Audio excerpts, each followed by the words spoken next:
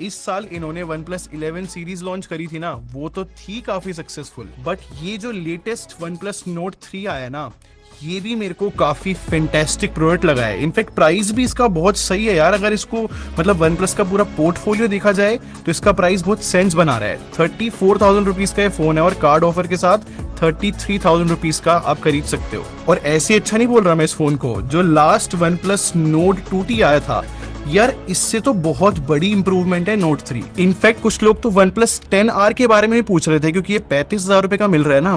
देखो Nord 3 मुझे 10R से भी बेटर फील हो रहा है overall package. In short OnePlus ने क्रेजी कमबैक कर लिया है और इस फोन के बारे में सारी बातें डिटेल में बताऊंगा। स्टार्ट करने से पहले बता दूं, मेरा नाम है संचित, चैनल का नाम है टेक बार।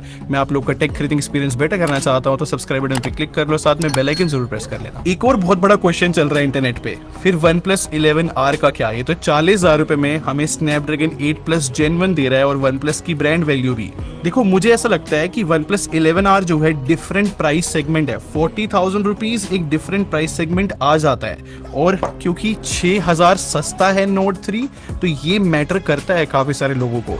मतलब एवरी 2,000 रुपीज पे प्राइस सेगमेंट चेंज होता है इंडिया में, ऐसा लाइक काफी लोग बिलीव रखते हैं। और नो डाउट अगर आपका बजट है 40,000 का OnePlus 11R खरीदने का तो Nord 3 छोड़ के आप 11R भी देख सकते हो। खैर इन पुराने फोन्स को अब साइड में रख देते हैं, बट मैं अगर OnePlus Nord 3 के बारे में बात करूं तो मुझे पर्सनली ऐसा फील होता है कि इन्होंने जो बैक पैनल की फिनिश है ये काफी ज्यादा अच्छी दी है यार।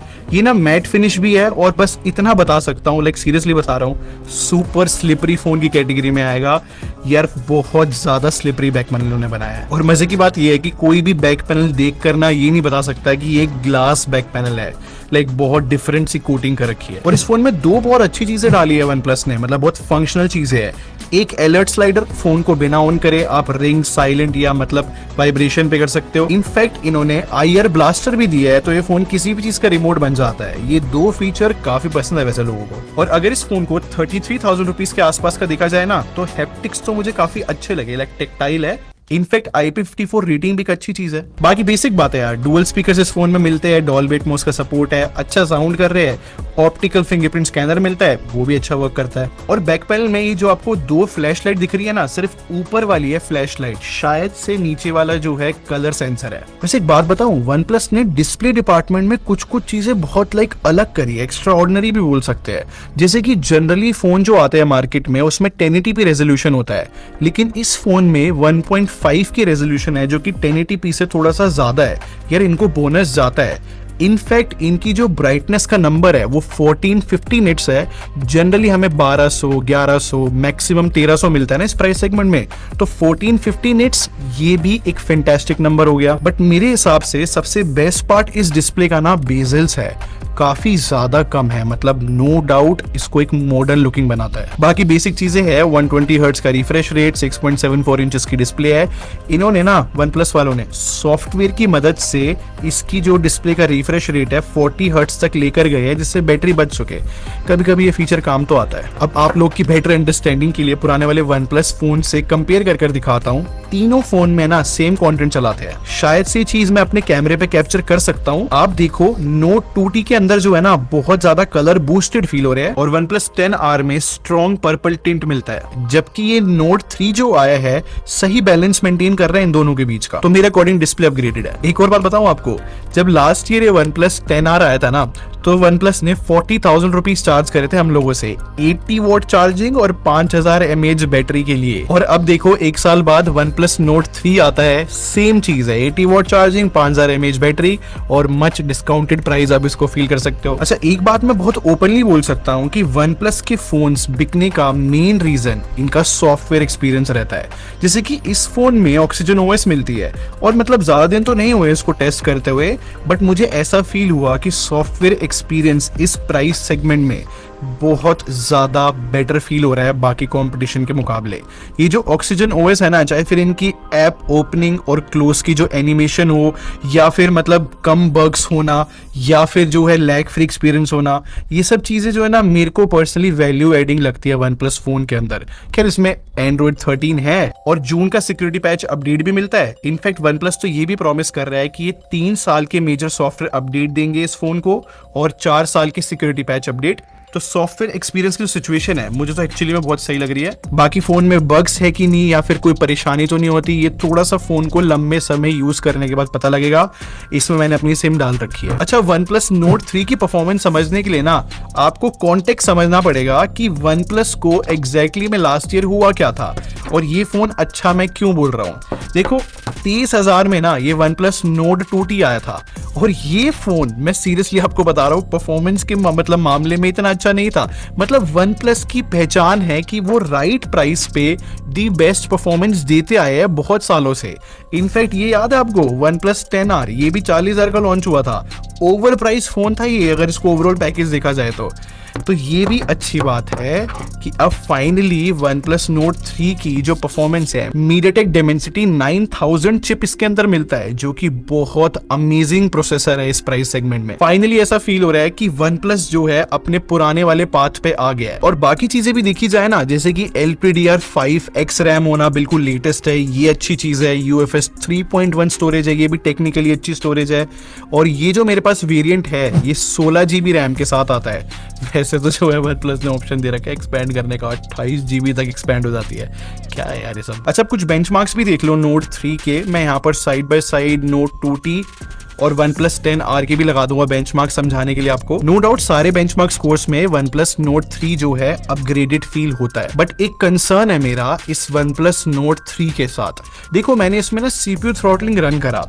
अब पहले तो इसका ग्रीन ग्राफ रहा, अब पता नहीं कैसे फॉर सम रीजन अब है ना यहाँ पर रेड रेड भी हो रहा है, बीच बीच में ग्राफ ये साइन वेव दिख रही है।